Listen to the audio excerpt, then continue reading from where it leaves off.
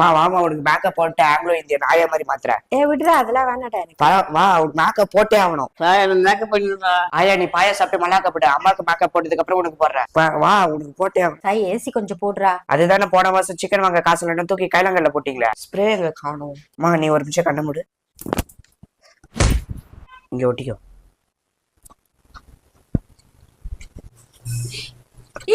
வாயை கொஞ்சம் உள்ள மடிச்சு வை.